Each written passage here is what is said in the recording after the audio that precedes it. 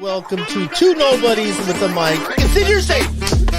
Great job, 49ers. The 5 best players ever in the NBA, Kobe Bryant is not one of them. Rafa, you can't say anywhere that he doesn't belong in the league. Give me that amount of money, and I'll do whatever you want me to do. Josh Allen will never make the playoffs again. The SEC is straight trash. This fool was a crumb bump. Oh, he was in one of those vests? Yeah.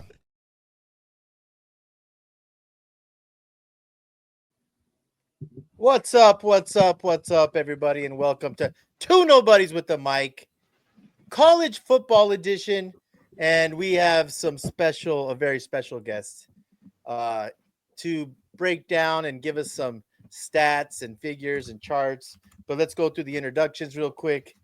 We have Rafa, the guru's in the house. What up, man? What's up? What's going on?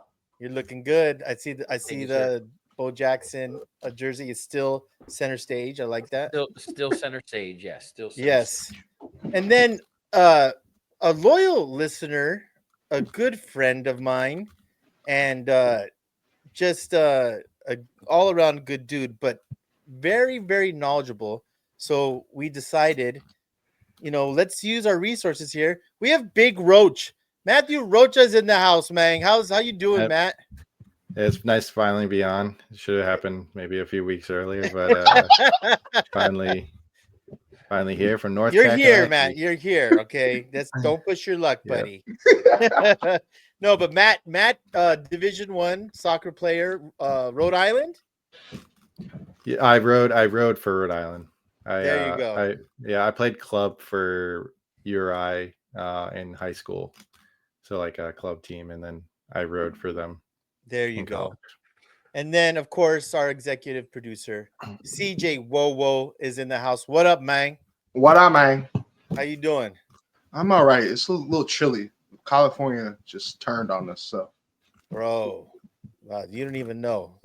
Like 51 degrees in California and 51 degrees in Chapel Hill. It feels totally different, man. I don't know what it is. Don't tell me I don't know. I spent 2.5 years on the Rocky Mountains. Yes. I spent 2.5 years on the Rocky Mountains. Come on now, man. That's why you left. You couldn't hang, man. I couldn't hang, man. Couldn't handle it. But guys, we're doing college football. We decided it's too awesome. It's too great. It's better than NFL. So we needed to dedicate a special time and really get into some heavy hitting stuff. We have the playoffs to talk about, coaching, moves, who's on the hot seat, NFL jobs, who's up for that. But CJ Wowo, let's get into it. Are we getting into playoffs right off the bat? Yes, sir. So the college football committee came out with the rankings, and we got them here. So what are your guys' thoughts? Any hot takes, any dislikes? What are we thinking about this ranking? I'll do it in one word. Garbage. Terrible. Yes, sir. Why are we off with I don't got an issue with it. Well, there's one team there just doesn't deserve a bye, number one. Why not?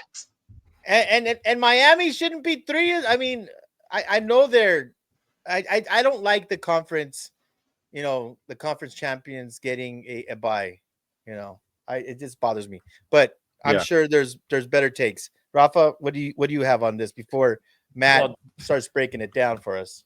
They have Miami at 3, and they actually have Miami at number 8, but Miami is sitting in 3rd in the conference right now. Yes. So the way it plays out, if it plays out the way it's supposed to, they're not even going to play in the title game. So this will all change, and then you have to remove one of these teams that are currently sitting there, and obviously there's going to be plenty of changes, right? But Miami, who's at 8, can they be a team that gets completely moved out by not making the conference championship? We'll see. ACC first and second is SMU is in first place and Clemson in second place. And I don't think they're gonna lose a conference game here to end the season. So, SMU goes on the road. I think it is to Virginia, right? They're on the road. Correct. Yeah, so there maybe something can happen there. Who knows? And I think Clemson's got a gimme game too. So I don't see them, either of them. So Miami's sitting there now. It's because they're the highest ranked ACC team. they're not even going to play for that championship game more than likely.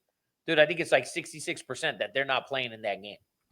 So, but Miami, if they win out, I think they can stay in right in there at 8. Boise, I have an issue with Boise, but it's, the 4 best conference winners, the highest ranked ones. Boise's going to be higher ranked than anyone in the Big 12, unless Colorado runs this table. I mean, Colorado's got Kansas, and they got some tough games, and they're going to have to beat tough teams they got Kansas, and then they're going to have that title game. They're going to have to beat a tough team. Could they move up higher than Boise? Boise at 4 is disgusting. And for them to get it just be disgusting for them to get a bye. And then lose by fucking 50. Can I ask a dumb question? But this is what we're here for, right? Because there's a lot of confusing stuff. Not everyone's an expert, like Big Roach. But why is Boise State in there in the Mountain West? Why is Mountain West considered? Why isn't there a Big 12 team? Because it's the highest conference winner. So even It's put the it this 4 way, highest conference winner. Yeah, if Army was there, Army would be that. If Army was ranked higher than Boise, Army would be the 4. Okay. Right. So it's not the Power 4. No. Okay. You can't really put a definition on power conferences, really. It's I can sort of yeah. SEC, But now with the Big Ten, with the Pac-12 ending, yeah, it's But the way I look at it is going back to what Rafa said last week, whereas you take away 4 Big Ten teams, you take away 4 SEC teams, and then you got 4 spots left. And it doesn't really look like the playoff committee is going to put in 2 Big 12 or 2 ACC teams. So if Miami doesn't win this ACC matchup against SMU or possibly Clemson, it's starting to look really bleak to get Miami in there. And then even if they did put in 2 ACC teams, then you got to take a Big Ten or an SEC team out. And I don't see the SEC going into the playoff without at least 4 teams. So then it's maybe an Indiana doesn't get in if they lose to Ohio State. Maybe Penn State's left out because they think, okay, Indiana had a better record all year. And then you just look down the stretch. Notre Dame's not going to play a conference champion, so they're probably going to be in no matter what. It's big brand. You got NBC games that are probably going to be televised with Notre Dame. Mm-hmm. So you look through all of that math, and you start to look that you still got to put in 2 more conference champions in there, and there's just not enough room. So just going back to what Rafa was saying last week, we're not going to have 2 ACC teams in there. You got to just think that there's only going to be the conference winners and then the 4 Big Ten and 4 SEC teams. Let me ask you something real quick, because if this is about, the committee could almost, they have a lot of power. Now, if this is about money, right, which everything is about money, why wouldn't you try to sneak in, if BYU ends up winning the Big 12, why wouldn't you try to sneak in PrimeTime, Shador, Travis Hunter? Like that, people want to see them in the playoffs. Can you give us a breakdown on how they get into this playoff system, Matt? There is none. Yeah. I think their only path is to win the conference, unfortunately. I think the Big 12, basically what you're trying to say is if BYU's to beat Colorado in the Big 12 final, Colorado, money-wise, it makes sense to put them in. For sure. If I had to do a money, ranking, I would be putting in, I definitely wouldn't be putting in Indiana. I'd be going Oregon, Ohio State, Notre Dame, Texas, Miami, Penn State, probably Colorado, Georgia, Alabama, Ole Miss. BYU has been in some freaking barn burners. That game, hopefully it happens. Let's say that thing goes 5 overtimes. People are going to want to see that again, man. Rafa, thoughts? The thing is that when you're looking at, like, even if we look at the playoff now, that some of those teams, Colorado, if they don't win out, they're not getting it. Okay. The other thing I was looking at is Georgia. They have Georgia ranked at 11 right now, right? Or is it Yeah. 12? No, it's 11. So if Georgia, let's say they don't play for the SEC title, and Miami doesn't play for the SEC title, I don't think they're going to remove Miami, to be honest with you. Now looking at the picture. And then if we look at Indiana, if Indiana loses to Ohio State this week, they should not be in this fucking playoff. Listen, they're undefeated. They've played a bunch of fucking nobodies. Okay, at this point, they're as good as Liberty was 2 years ago. Like, come on. I'm sorry. Who have they beat? That's Everyone that they faced. on their schedule. So did Liberty. Nebraska. And They beat Nebraska's 5-5. Nebraska They beat as a Michigan. dog. Guys. They beat Michigan. Look at the team 5-5. They don't have a win against a team with a winning record, I believe. Now, if you look at their schedule, they don't have a win against a team with a winning record, and we can double check it, but I don't think they do. I'm sorry. Is this not? Yes. This feels a So- lot like Florida State last year. No, it does not even close. It's not even close. Florida State last year beat LSU in week 1. Break it down. Break it down for us, Big Roach. Yeah. So let me get into some numbers. Let's go to slide 1. Just go back. Yep. So here I have some stats I pulled from college stats, football stats website, and I made it into some bar charts. So everybody's got opinions in football, two nobodies, Curt Herbstreit, doesn't matter who you are, but let's just look at the numbers. The numbers don't lie. So this first chart here is win percentage, right? So Indiana, I have them ranked not only by win percentage, but then after that by point differential. So Oregon has the highest win percentage, and then Indiana, and then Oregon's got a better point differential.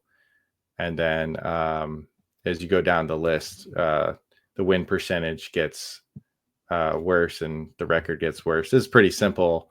This is obviously not a great stat to look at when we're talking about rankings, because it doesn't, we have teams up here like, you got Tulane right in the middle there in Memphis. Because they have good records, but it doesn't prove that they're actually a good team. So if we go to slide 2, this is point differential, and I like this stat a lot. This stat I pull pretty heavy for in my rankings. And look at Indiana. We got them sitting at the top of the list. So, Rafa can say all he wants about Indiana. Maybe they haven't been playing the hardest teams, but they've been blowing their teams out by 30 points. Hello, good night. Put them to sleep. Wake them up. They're in the Big Ten. They're in the Big Ten. They don't get to choose their opponents. 100%. Neither does Army. Neither does Liberty. Neither did Coastal Carolina 3 years ago. I'm sorry. This team has 101st ranked strength of schedule. 101. Yes, they beat everyone put in front of them. So did Army. So is Army. So did fucking Coastal Carolina 3 years ago. So did Liberty 2 years ago. So did Florida State last year. All of those teams did all of that. This team's playing Ohio State this week, by the way, who in the last 3 years, they've lost by an average of over 30 fucking points. If they show up and play good this week, then I'll consider them in my playoff. I do think Ohio State's going to win that game, and I think it will make it interesting. Could we go back to the stats real quick? So I'll just like to get to slide 3. This is the strength of schedule. So this is where Indiana really falls for me, in my overall rankings, because if you take the average, yeah, they're blowing teams out, and they have a good win percentage, but they're almost under like group of 5 teams when it comes to strength of schedule. They are not playing the best of the Big Ten. They played Michigan, but this year Michigan's an average team, right? So that doesn't really hold any weight.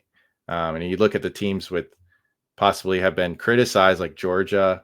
They were not even in the playoff last week. They are in it now this week after beating Tennessee. And you could see Georgia's been playing a really tough schedule. They have heavy hitters every week, and Indiana has been playing a lot of cupcakes. But I like to sum all these lists up with my last stat.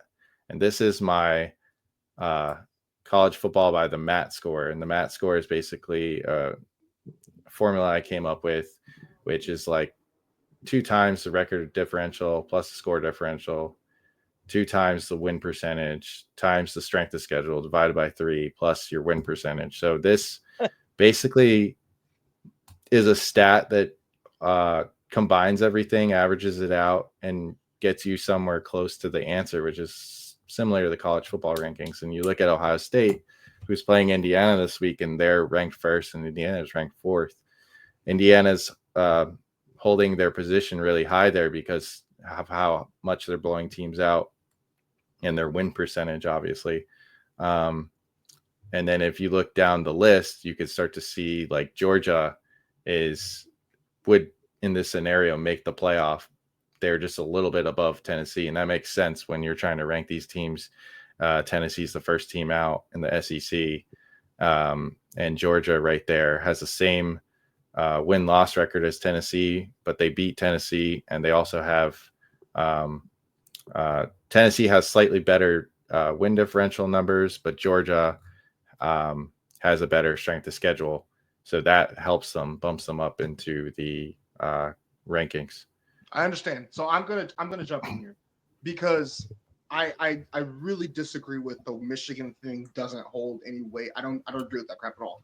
Because listen, we created mega conferences. We created mega conferences for a reason because we wanted to see all of these teams play each other on a more consistent basis. This is my issue.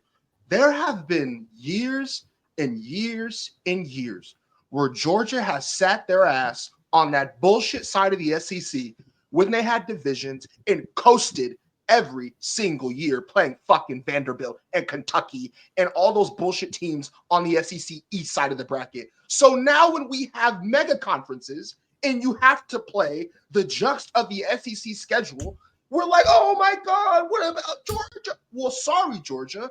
This year, you had to face an actual schedule. You couldn't play the SEC East. So you have to win those games. At the end of the day, I'm not giving Georgia any excuses because guess what Indiana's going to face next year? They're probably going to face the big, bad Big Ten, and they're probably not going to be as successful. But this year, they don't got that. We can only judge them who they have on their schedule. We can only judge Army the same way and Liberty 2 years ago. It's the same thing. But I love the Army. Listen, if Army does that, why you can't talk about Liberty? Because there wasn't a 12-man playoff. Right. So now you have to, they also were an independent, I believe. So they created their entire schedule. I think they still got into the New Year's Six Bowl. They created their entire schedule, but when you looked at their schedule that year, their strength of schedule was like 128th, but they're an independent. They create their schedule. Well, the teams go ahead, man.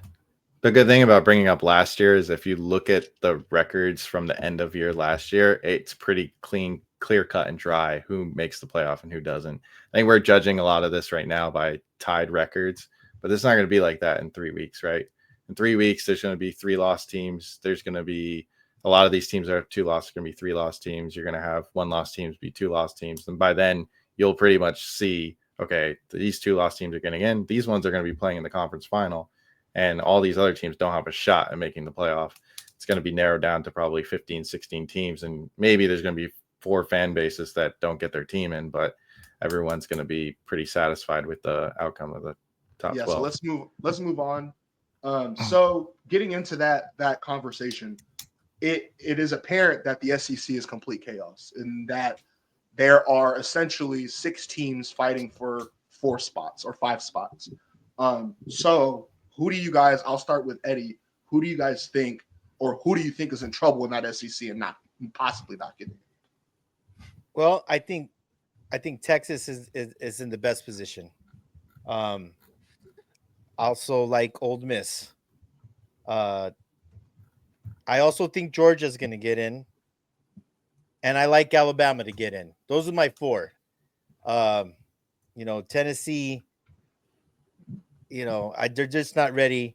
A&M, I still have some question marks. They still have to show me something. So if I was going to go to 4, it'd be Texas, Georgia, Alabama, and Ole Miss. Rafa, what about you? Who do you think is in trouble? Who do you think's getting in? What are your thoughts on the 6-team SEC fiasco? I think Eddie. I agree with Eddie. I think those 4 teams, Alabama, Georgia, Ole Miss, and Texas, are in unless they lose another game. And I think Tennessee's out. Tennessee and A&M, I think, are out. Who's your 5th team? In the SEC? Tennessee or A&M? Tennessee's a better team. I don't know what the last 2 games look like for them, but I don't. Tennessee's a what? I think Tennessee's out. No, you think Tennessee's a better team than Texas A&M? Yes, I do. Oh, okay. But who do you think has a better shot at making the playoff? Right. Out of those 2, I think Tennessee does, but I don't know who either team is playing. Who Tennessee got on the schedule? Texas. Yeah, A&M gets to play Texas, so they could upset Texas. Oh, and that's really not good happening. That's And not then who does Tennessee have left? in Kyle CJ? Field. Tennessee on left on their They schedule. got cupcakes. UTEP and Vanderbilt. Yeah, so they Yeah. got two cupcakes. The thing is, I only think it's going to be 4. I'll tell you why I think it's only going to be 4 SEC teams. I think it's going to be 4 SEC teams because I believe that Miami will get in because they're sitting at 8. Miami's sitting at 8, and they're not going to lose their last 2 games. They have Wake Forest, and then they got a gimme game at the end, I believe. So Yeah, I don't think they're going to get kicked out. Yeah, I think SMU Miami's going to be the ACC final. But if And Clemson Miami's doesn't class lose- will just show up.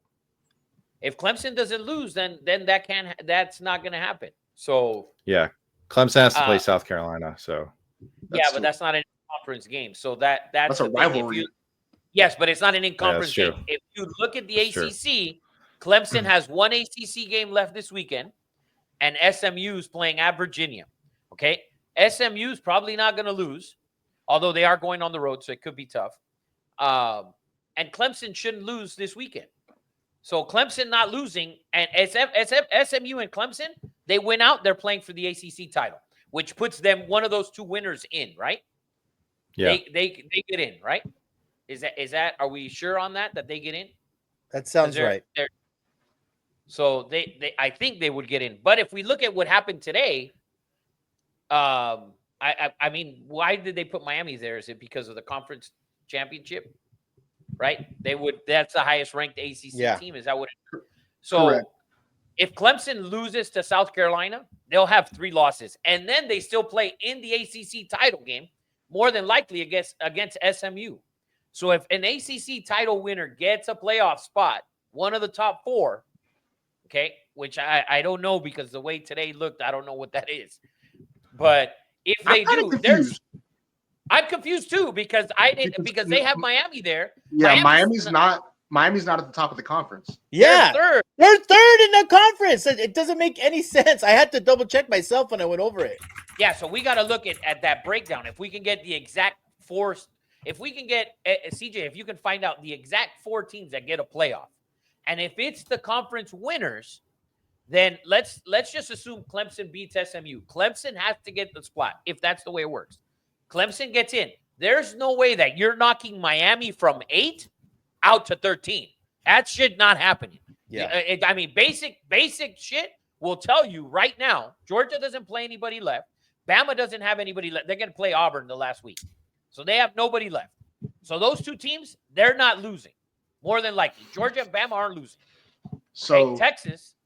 So this is the rules. So the 12 participating teams will be the 5 conference champions, ranked highest by the College Football Playoff Selection Committee, plus the next 7 highest ranked teams. The ranking of the teams will continue to be done by a selection committee. The 4 highest ranked conference champions, doesn't say Power 5, will be seeded 1 through 4 and will receive a first round bye. The 5th conference champion will be seeded wherever they was ranked or at number 12 if they were outside the 12 rankings. So it does not matter who the Power 5 is. Okay, so then if we're looking at it, let's just say everything, Boise's going to win out, right? They're going to win their conference. So Boise will be at 4, okay? Then you have Ohio State or Oregon at 1. So I'm not saying Indiana, as I think they're going to lose. So Ohio State or Oregon. So you have the Big Ten winner, right? You have the Big Ten winner, which should be the number 1 seed. And then you have Boise at 4. The SEC winner at 2, which is probably going to be either Bama or Texas or whoever's in that game. But I think it's Bama and Texas, or maybe even Ole Miss. And then from there, who's the 3? who's going to, because if Clemson loses to South Carolina next weekend and they win the ACC, and the Big 12 winner might be a higher ranked than Clemson, the ACC winner, and they're clearly going with conference winners. Yeah, that's what it says, right? The 4 highest conference winners. Correct. It could even be fucking Army if they're ranked higher than Colorado or BYU or whoever wins the Big 12. So I was forced to watch that whole Clemson game. They didn't look very good. They looked terrible. They looked horrible, and I was not impressed. The SEC, because we're on the SEC. We're on the SEC. I don't think they get more than 4. I don't see it happening. Yeah, like unless A&M upsets Texas, and even then, where does that put Texas? Because it has to put Texas behind Georgia if they lose to A&M. That's 100%. Georgia whacks the field with them, so they replace the turf with that motherfucker. Yeah, but I think it's only 4 SEC teams for me. I just think we made a bigger mess than we started out with. No, but what we didn't make the mess because these motherfuckers put in Miami in at 3. We're just trying to figure out. We're trying to decipher their fuck up. And why is Boise State there and not BYU there? I know that's also confusing to me. Boise State is because it's high. Boise State is ranked higher. They're ranked higher, okay, but than BYU in their rankings.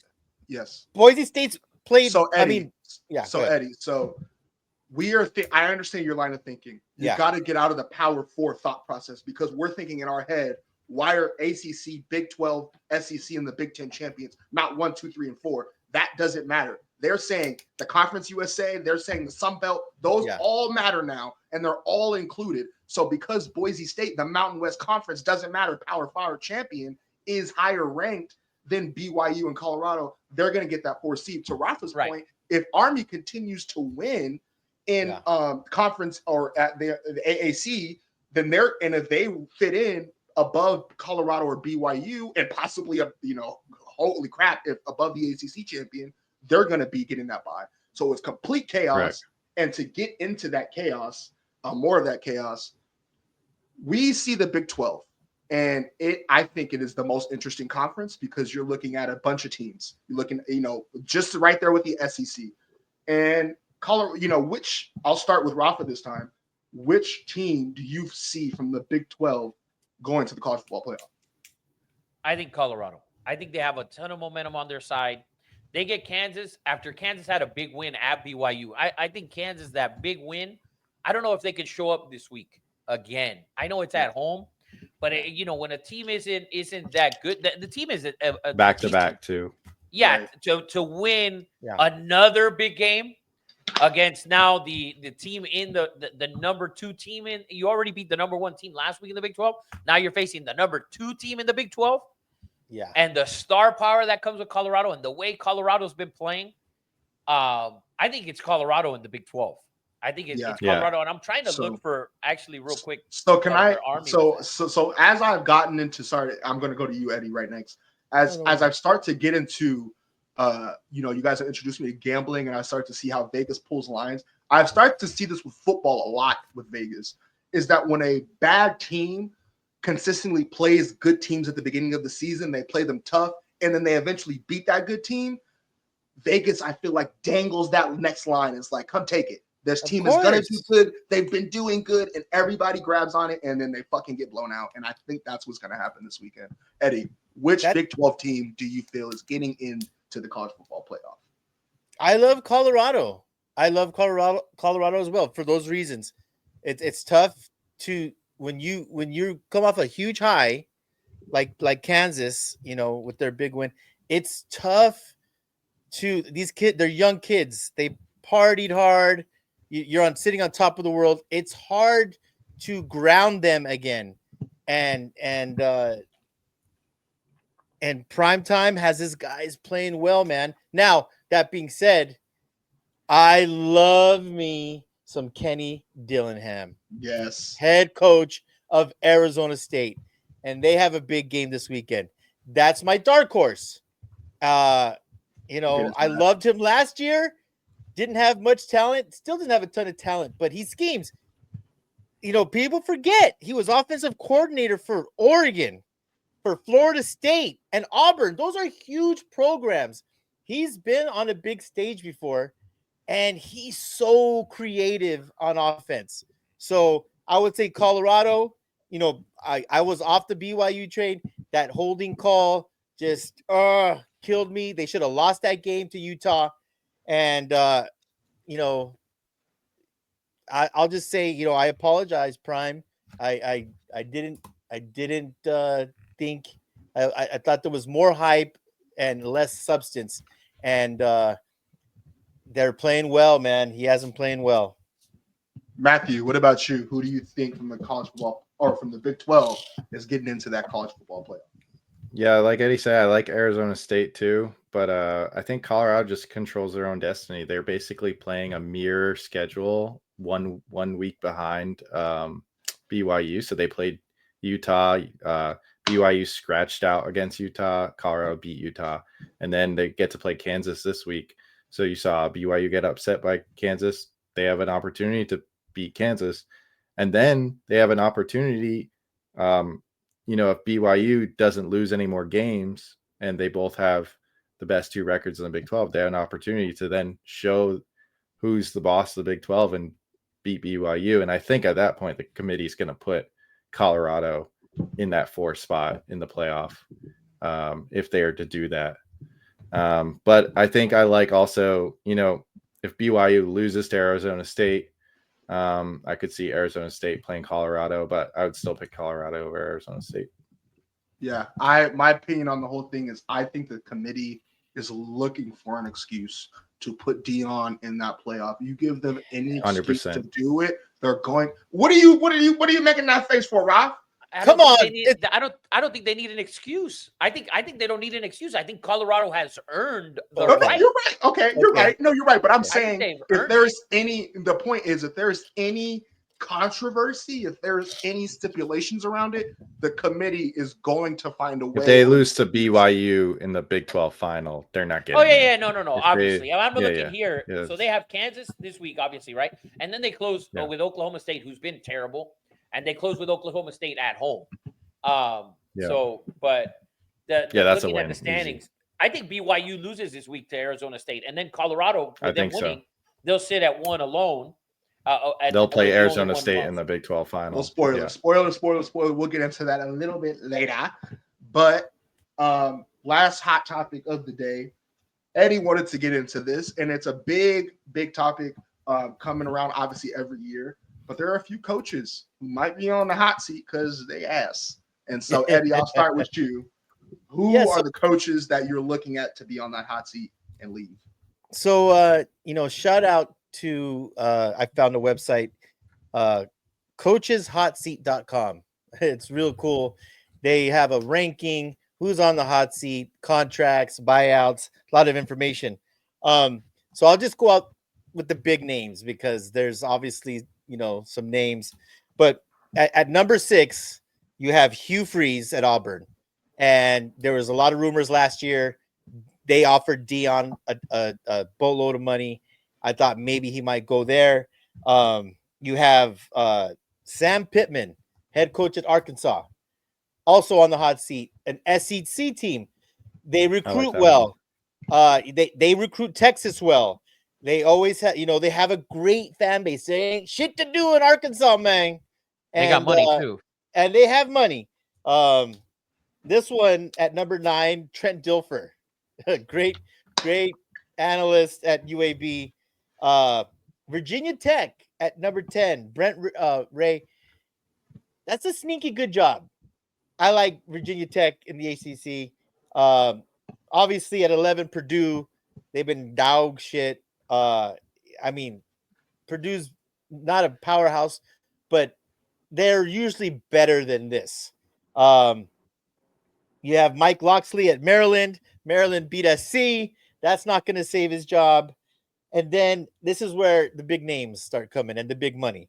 At 14, you have Lincoln Riley on the hot seat with a 10-year contract, $110 million, private jet, beautiful home. Does he get a pass? Does SC have the money to buy him out? If he loses, we'll get into that a little later. Big rivalry game. coming up with USC. Kentucky. I don't understand this one, but Mark Stoops. It's a basketball school. He's not going anywhere. Yeah. Like, who are you going to get to come there? That's a tough one. Yeah. He's done well. And then they've had some good upsets. So Yeah. Right. they play people tough, you know. Always Yeah. in games. Always in games. You're in a they were really good last year too. Yeah, I didn't understand that one.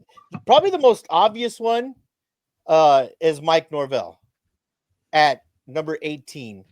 And reasoning I've heard, I think CJ said it earlier, he has the third highest buyout, and I heard FSU's just not going to do it.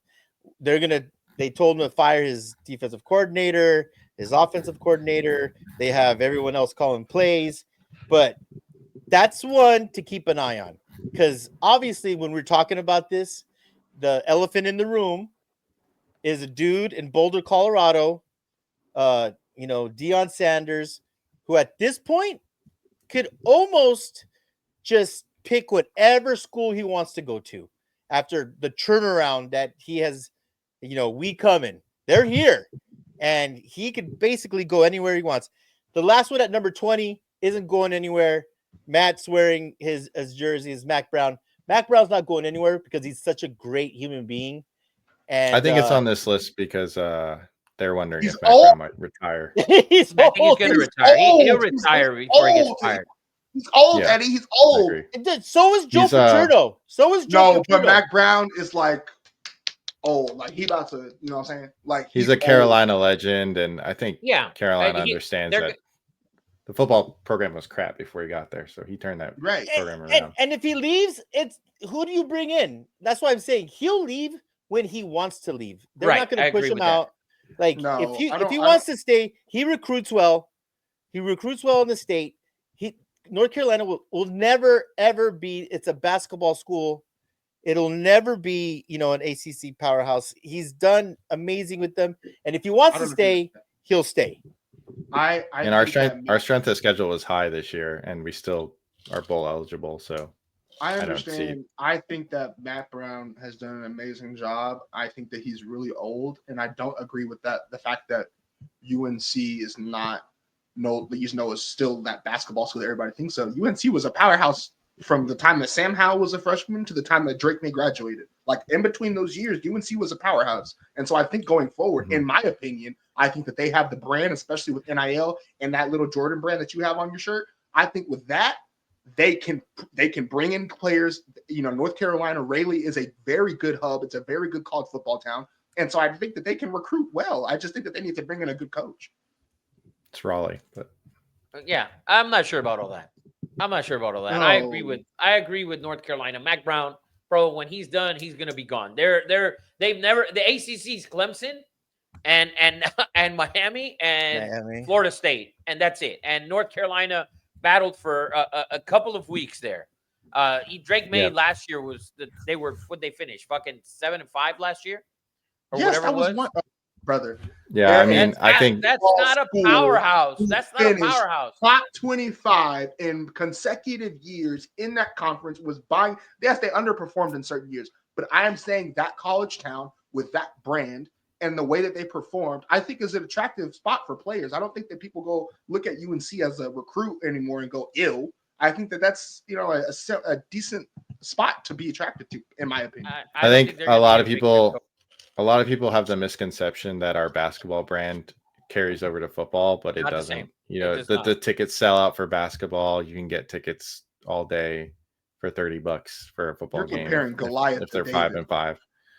Well, that's what we're saying. They are. But you're comparing one of the best basketball programs in the country. All I'm saying is respect, in perspective, that the way the UNC has performed with that brand, I'm not saying the basketball brand. I'm saying the NIL money that comes with that brand can be attracted. It's not the same. They don't use it for that. North Carolina for football is the same as Kentucky football. Basically, it's the same shit.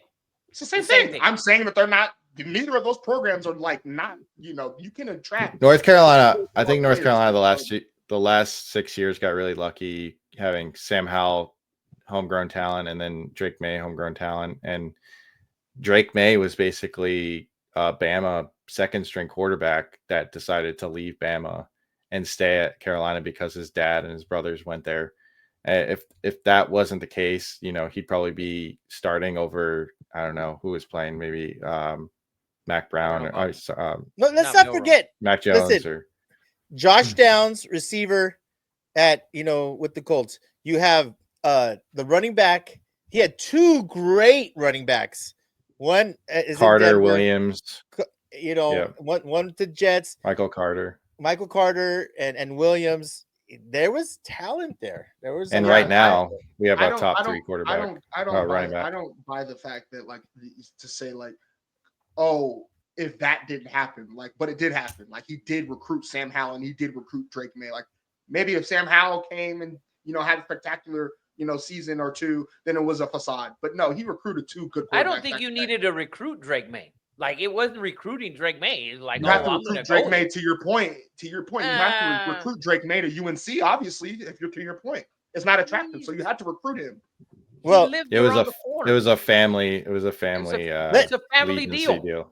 Let's circle around, and then out of those 10 programs that are possibly getting rid, who or what program would attract Deion? Is there anyone on that list? Is there an Auburn, an Arkansas, a USC, a Florida State? Would he leave what he's built and go to one of those schools, you think, Rafa? I don't think so. I don't think he goes to Auburn. I don't think he goes to Arkansas. I don't think he goes to any of those schools. USC? No. Hell Florida, no. USC. Florida State for me is Deion's only thing. And I said it last year, and I said it on the show before he took the Colorado job when Auburn offered him. And I said, that is stupid. Supposedly that Auburn offered him, right? Yeah.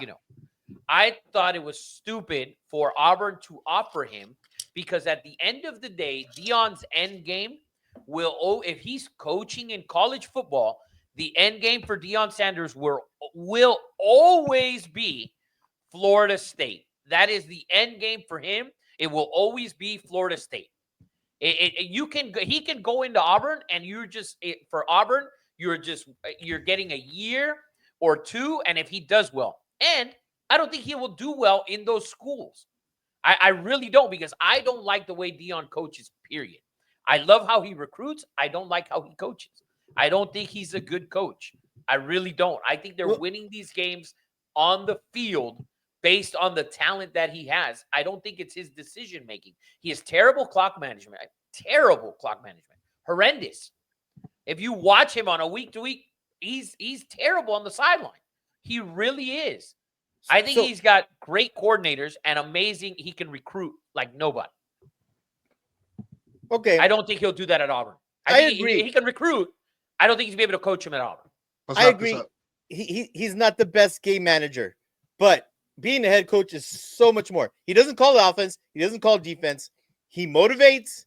He recruits. He builds a young man. That being said, I agree. But last thing, real quick, CJ, wouldn't you think, how easy would it be for him to call someone at Florida State and said, I want to be there? If he says that, would. I agree with you. It's his, right? So the fact that they're not firing Norvell says to me that he hasn't made the call. Because the season's not over. The season's not over. Maybe he's got his mind. He's got his mind, and you got to remember that he's super public with a lot of the shit, right? His kids always following him, filming him, whatever. So you don't want anything to ever get out that he mentioned something to Florida State when he still has a big game on the road this week. He still has Oklahoma State coming in, which is they haven't played great, but it's always there because of the program's history, and the head coach is a phenomenal head coach. And then they still have to win the Big 12 title game. So when that happens, and you still have all of that going, and it gets wind that you're thinking about going to Florida State, and you lose a fucking game, and now you're not even in the Big 12 championship or whatever, that'll be a problem. But I think at the end of the year, if he wants Florida State and they're willing to give up, because you got to remember, Florida State, whatever Norvell's buyout is, if it's $50 million, Deion's bringing $63 million. Deion's bringing way more money than that. All the money coming behind Way Deion, more. they'll whip that money. Trust me, if Deion comes out and says, "I want to coach at the end of the season when it's all over," after they make the playoff and they lose in the first round or whatever it is, okay, when Deion decides that he will take the Florida State job, they will pull out $63 million in a hurry and give it to Norvell because Deion will bring all of that money and then some. Ohtani, Deion brings the Ohtani factor, that crowd, that fucking that aura, that all of that shit. Deion's Hype, got it, buzz, all of it. Prime time. Basass. And can you imagine him on the sideline at Florida State? It'd be insane. I mean, he better get the Jerry curl back. I want the Jerry curl back. Well, If that might be impossible. He might do that on the beard.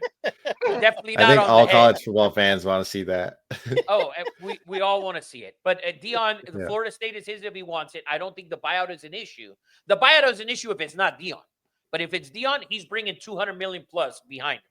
Easy. With Nike, with whoever their sponsor is, they're Traeger bringing grills, shades, sunglasses. KFC. Everybody. We are moving on, boys. Let's All move right. on. Too good of a topic, CJ. Too good of a topic. He's got to make the playoff first. Yeah, All I right. agree. Matt, are you staying with us? Are you writing out? Are you writing it out? Yeah, I'll write it out. All right. Giggity.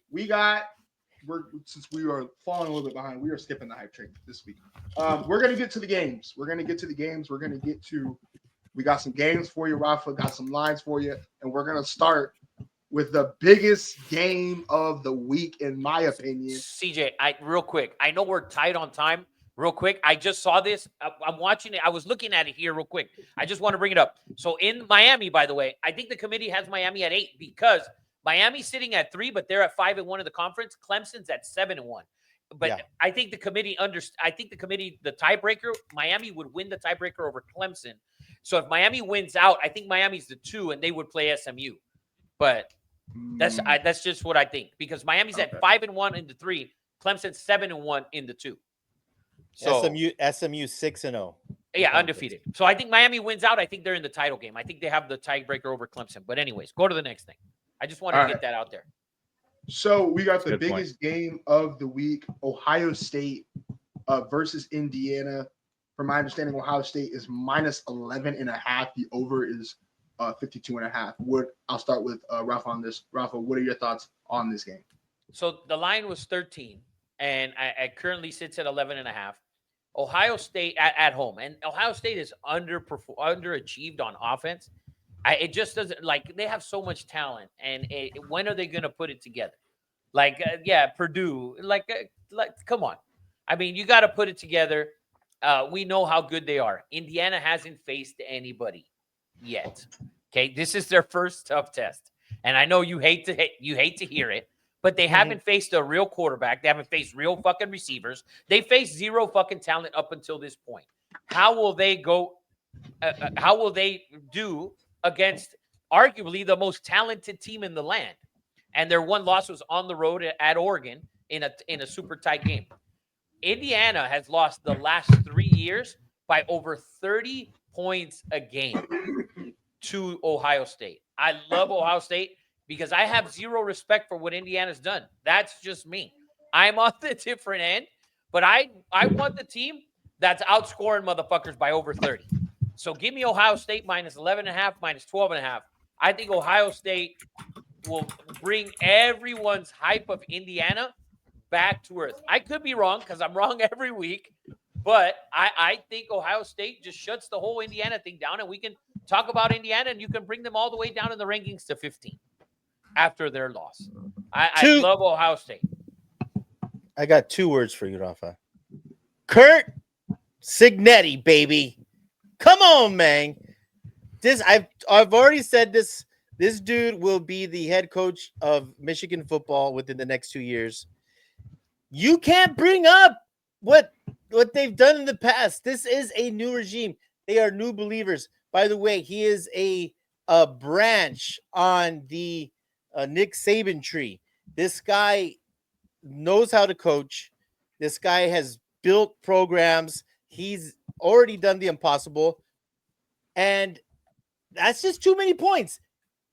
And let's go back to why you don't like Ohio State's offense. I never I didn't understand. You have an amazing tight end. You have a great receiver, 2 great running backs. Now you have issues at tackle, offensive tackle at Ohio State. You have a very good quarterback, but I don't like Chip Kelly. And players don't like Chip Kelly. And I'm not saying that these guys, live and die on whether you like a coach or not, but he just brings bad vibes. And I think that it's too many points. Now, obviously, I think Ohio State is just way too talented. The transfer on defense from Alabama, what's his name, CJ? Oh, my God, that guy, he's so freaking good. The safety. I don't know who you're talking. Oh, the safety. I don't know who you're talking. I don't know who you're talking. Damani Jackson. I believe that's him. He He's transferred. the corner. Yeah, he transferred from Alabama to Ohio State. Like, Oh who does no. that? No! No, it's a safety. Who the hell are you talking about? But anyways, Mhm. I think this is a 5-point. It's a last possession game, man. I really do. Really do. Let me rebuttal. Okay, so you said in your little monologue, Caleb there, Downs. Sorry, You're- Caleb Downs. Caleb Downs. That's the your total suck off of Indiana. You said history doesn't matter. This is a new team. In college football, history always matters. Oh, I'm going CJ, please. Florida and Tennessee. Florida is an atrocious team for the last how many years? Okay. Florida owns Tennessee. They went into Tennessee this year and beat them. Last year, they covered. Okay. These games, Auburn can be shit. And when they play Bama, the games are tight. If you've lost 30 in a row to Ohio State, 30 in a row as a program, I don't give a fuck who the coach is. At the end of the day, history with trends in college football, games are tight or games are blowouts. It just usually just cycles around. How does Florida beat Tennessee? How do they do it? Nobody knows. It's in their head. It's a rivalry. But That's Florida a huge rivalry. It doesn't matter. It doesn't matter. Ohio Yes, it State, does. Penn State. It's history. Okay. Auburn, Okay. Miami, dude. You can say. I'm going to step in here. No, hold on. Penn State, Ohio State. You can say this about Michigan. When's the last time Indiana beat Michigan? It's probably more than 30 years, and they beat Michigan. When's the last time Indiana? 5-5 though. Michigan's Michigan's 5-5. When's the last time Indiana beat Nebraska? Nebraska's also 5-5. I think they haven't had a winning season since 1963. Nebraska's also 5-5. If a team's beat you 30 Ohio times in a row, State hasn't played anyone either, Rafa, except for Ohio State. Undefeated, and they beat Penn State. They've lost one game on the road, and they beat Penn State, and they should have beat Oregon. They got out-coached and outclassed, but they could have won that game. And I think when they play in the Big Ten title game, I think Ohio State will beat Oregon. I really believe it. But Indiana has lost 30 times in a row, and the last 3 years by over 30. 5 years ago, they won by 7. Ohio State beat them by 7. Okay, you've lost the last 3 by over 30.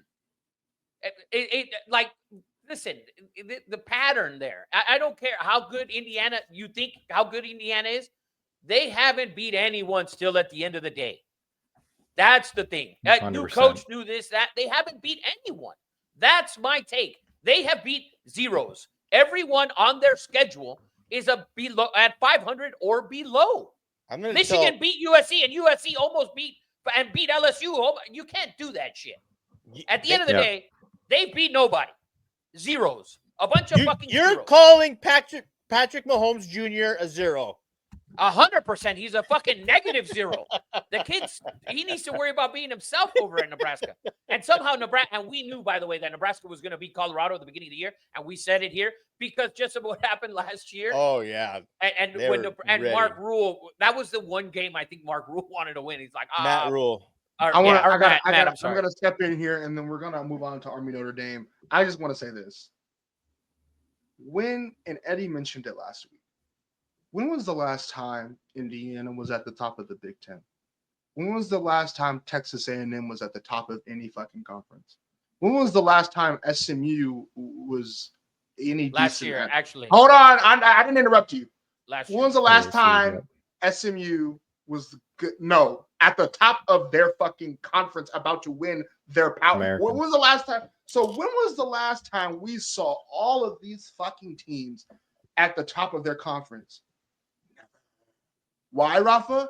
Because there's 12 teams in the playoff. So that means that everybody, and we talked about this on Yapping, there's more teams that are going to play harder, play faster, because there's more spots to buy in. There are 12 or, 8 more spots, 8 more opportunities for teams to win a national championship.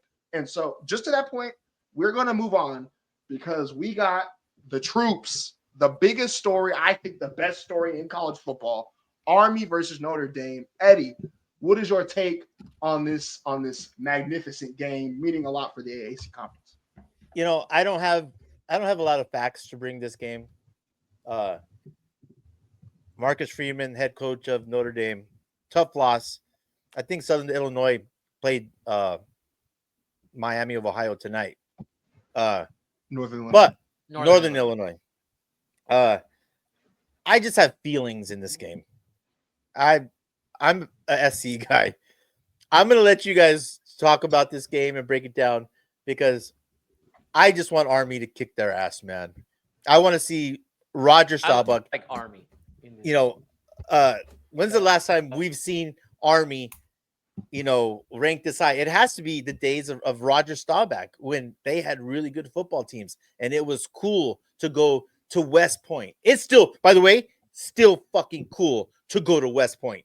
That's like the coolest shit in the world to do, as a high school kid and a young man. So I hope they beat Notre Dame to make West Point and young, impressionable leaders of this country and 4- and 5-star young men start going to West Point and make this country great again. That's all. I'm gonna. What did you say? Take my hat off. What did play you the national anthem. What did you say, Eddie? Oh my God! Let's go, Rafa. He said the words. I'm clipping this shit. What did I say? You said "Make America Great Again." I know he.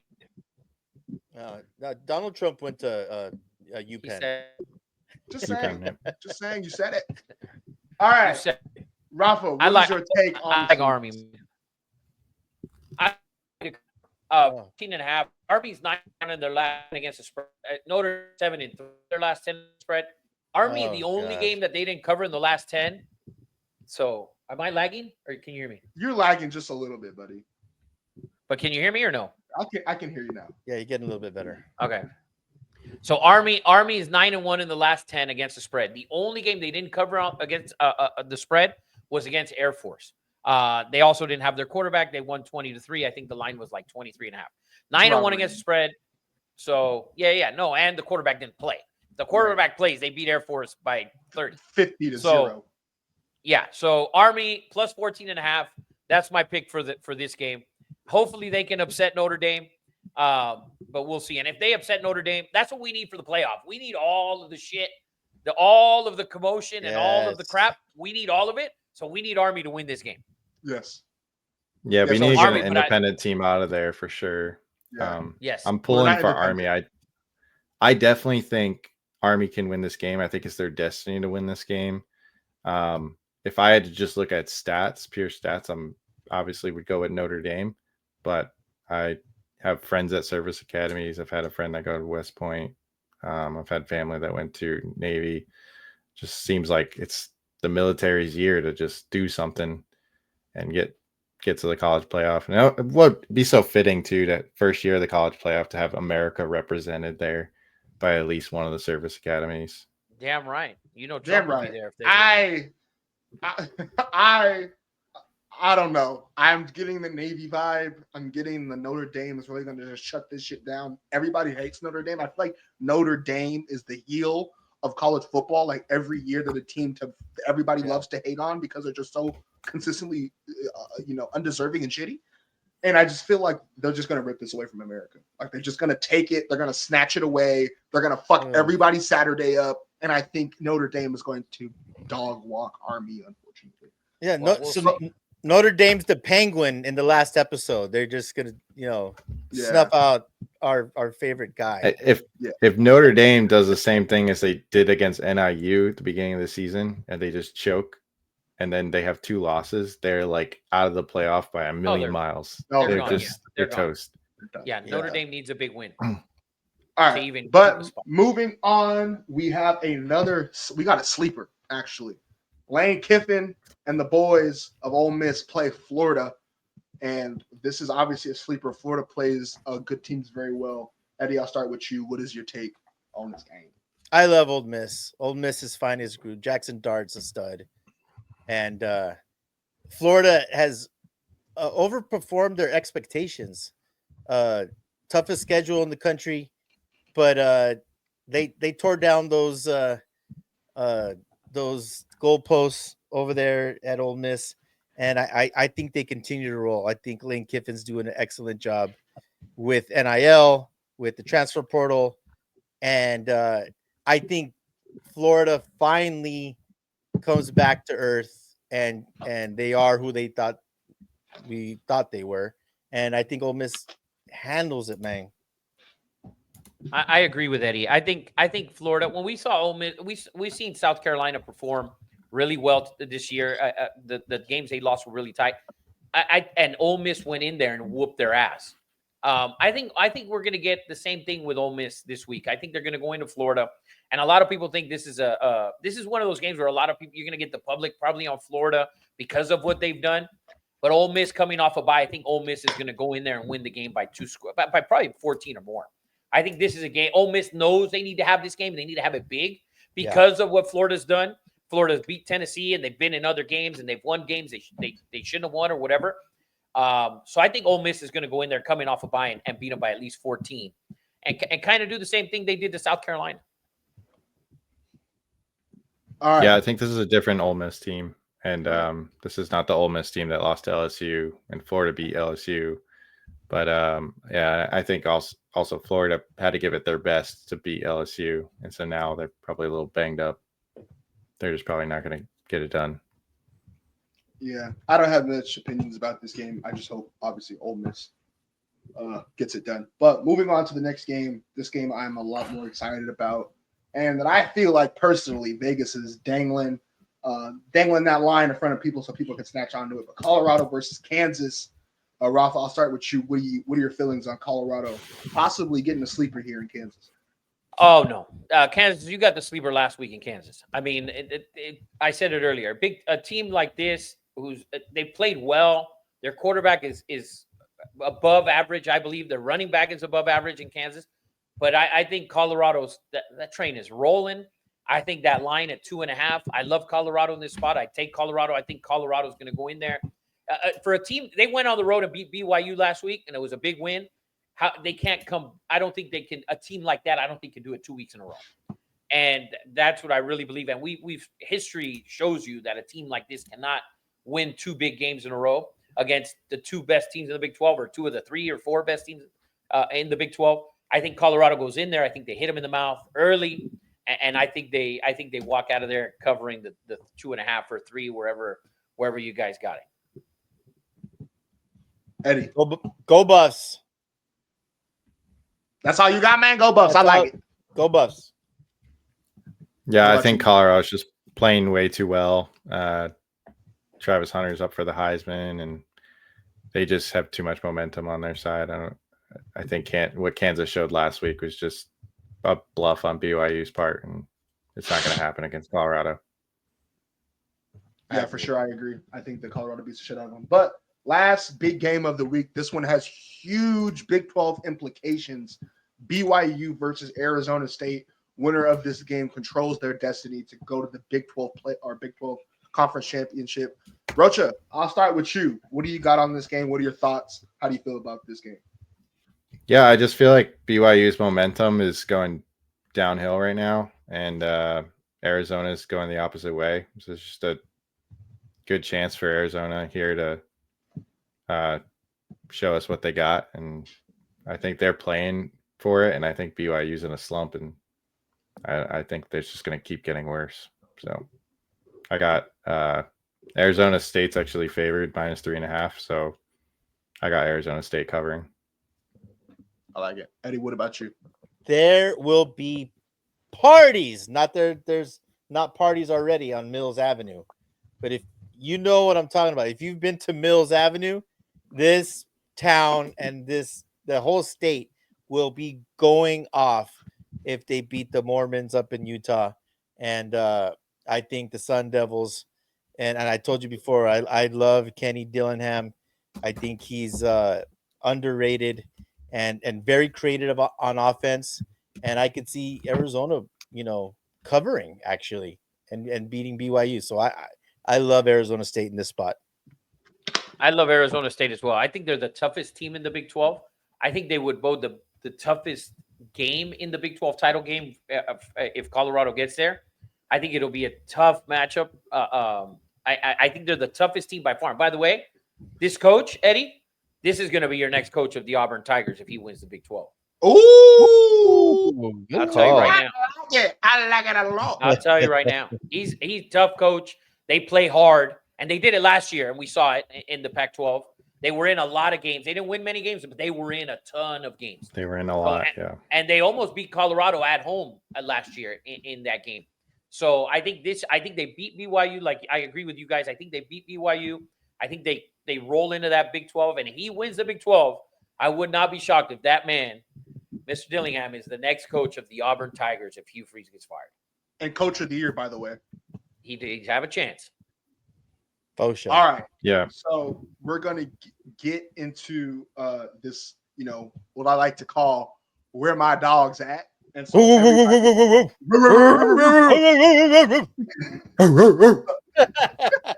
Unbelievable. and so Zach's we're upset. going to go with Rafa first, but we're basically going to give you our dogs of the week, our biggest underdogs of the week, and who we like. So Rafa, who is your dog of the week? Man, my dog of the week is more of a heart pick with my heart, but I want Army to win, so I'm going to take Army as my dog of the week to win outright. They're 14.5 point underdogs against Notre Dame. That's who I want to win. That's my dog of the week is Army, and I hope they show up and play well. And we've seen Notre Dame choke already once this season, so maybe we get another one. Eddie, who is your dog of the week? Dog of the week, guys. I'm a Trojan at heart. Grew up a Trojan, and my dog. It pains me to say, but I love the 8 clap. I like UCLA plus 4.5 in Pasadena. This game is home's divided. We're in LA, and the fan bases, are just very passionate. Even though UCLA hasn't had the success of a USC lately, but back in the 80s when I grew up, Terry Donahue, Troy Aikman. I mean, the history's there at UCLA. I love it. They both wear the home unis, which I don't think happens in any other rivalry game. You're going to get both home unis. The Rose Bowl. UCLA won this game last year. 38-20. Now, SC on the road is 0-4 against the spread. Shocker. On the road.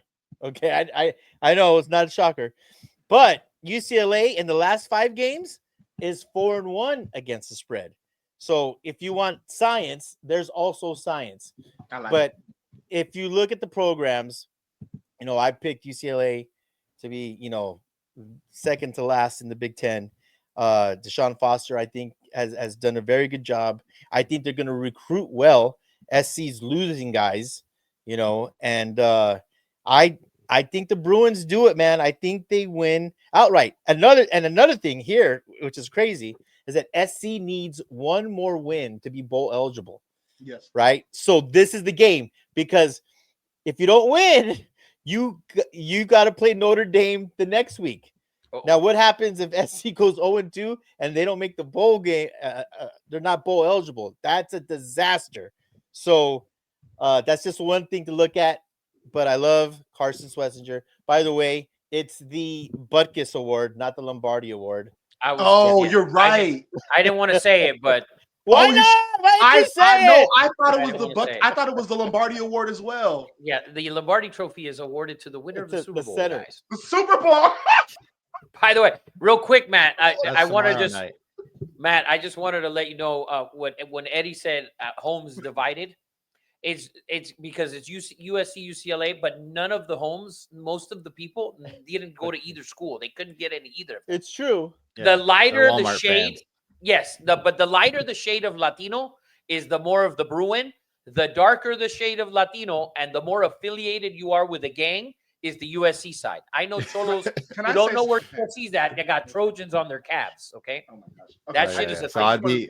I'd be rolling with UCLA is what you're saying. 100%. Oh yeah. Your skin Yeah. tone says UCLA. If you Oh were, no, for sure, 100%. yeah. If you were a Latino here in California, or at least in LA, that skin tone is a UCLA skin tone, a little darker. And if you're affiliated with a certain gang, then you're definitely a Trojan. Always. Look, okay, go ahead. Eddie. Real quick, I would more do it. As far as streets, the closer you are to Figueroa, you're an SC guy, and the closer you are to Rodeo Drive, you're a UCLA fan. Well, okay, here's the thing, Matt. I've seen those I was leaving documentaries. out all of this information. If you go down the West Coast, which is like an 8 and 10-hour drive, there are like 4 teams that are worth noting. If you go down the East Coast, there are like 1,000 teams you can pick from. If you look in Southern California, there are 2 teams, and guess what? They're both like top 50 in academics. They're both hard as hell to get into. They both have 5% acceptance rates. If you go down the East Coast, they're fucking 30, 89% acceptance rates. And so no, we don't have a lot to pick from. Yes. Thank you, CJ. Yeah. Great point. Jesus, he's just a. But you guys got a lot of Cal State. Cal State. I go to Cal State. I was just letting Matt know how the homes get divided. That's no, all. you're being a hateful. I'm just telling you the truth. No, you're being hateful. I'm just telling you the truth. I'm telling you the truth. I'm telling you the truth. I'm fucking not lying. All right. Jeez, You got Pablo's over here and Hector's over there. Exactly. There you 100%. 1,000%. Although both the Pablo and the Hector that I both know, both USCs, but both on the darker shade of brown, not the lighter shade of brown, by the way. So Gotcha. Rocha, who is your dog of the week? Yeah, I got the Sun Devils going back to that last one we were going over. Sun Devils gonna get the win over BYU. They're actually the favorite team at -3.5, and I think they will cover. They just beat a really good Kansas State team by 10 points at Kansas State. So I think they go. They have BYU at home, and I think they win there. It's too much for BYU. BYU just lost to Kansas by a touchdown. They lost to they barely squeaked out a close win to Utah, and Arizona State's rolling right now. Sam Livett threw for almost 300 yards, 3 TDs in that Kansas State game. So I got the Sun Devils at home beating BYU. I like it. That to me is, I think that is probably the game with the biggest playoff implications. Or Ohio State, Indiana, obviously. But it's one of the games with the biggest playoff implications this week. I'm super excited to see it. It's probably going to be on my main screen. But if they do all that, I think Colorado's going to be shaking in their boots because I don't think Colorado wants the Sun Devils in the final. No, they don't. I don't think so either. They'll take that BYU team all day. I agree with that. But my team, I decided, I looked in the mirror this morning and I decided that my skin tone was a little bit lighter and I decided to be Puerto Rican for the day and that my last name was Santiago because the Rutgers, I like the Red Rutgers. Yes. I like them versus Illinois. I'm putting on my Jacob hat today.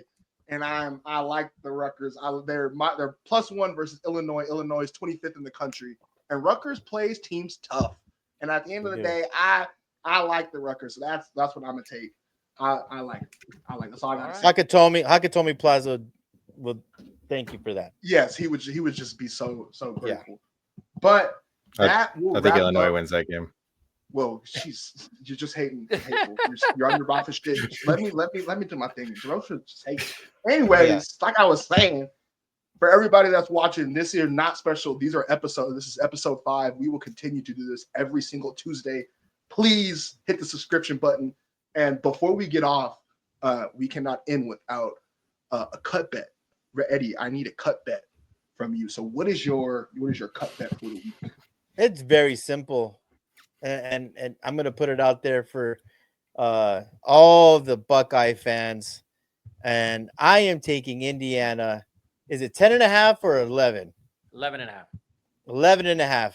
Give me Indiana plus the 11.5 against the overrated Chip Kelly garbage play calling, RPO, horrible offense. He will. I just and after this, Rafa, you will have nothing to say after this because Indiana. I'm not going to take a money line because I'm not an idiot, but find me on KUTT, Bosco Ed. Give me Indiana and the points. They're going to go into Columbus. Is it in Lafayette or is it? I believe it's in the it's shoe. It's in the That's shoe, true. baby. It's in the shoe. And Curt Cignetti is going to prove his worth in gold, and he will cover for all you haters and doubters. Come find me on KUTT at Bosco Ed. I got the Hoosiers, man. Rafa just is itching to say something. Go ahead, Rafa. I'm not saying anything. I'm not saying anything. You don't have to. You just find me on KUTT. I'll wait till this plays out. Trust me, if you better hope this team covers, because I will be in the group chat. In that group chat, I will light every fucking group chat on fire if fucking Indiana's down 21-0 and you don't even know what the fuck's happening. You don't want to hear it. Trust me. I hope for your sake, I hope they cover. I hope they cover. Because I'm lighting the shit up. Charge your phones for Saturday. Yeah, Rafa's going to be like that cat meme on the group chat where the cat's just pounding away at the keyboard. That's going to be Rafa. 100%. But find me on KUTT.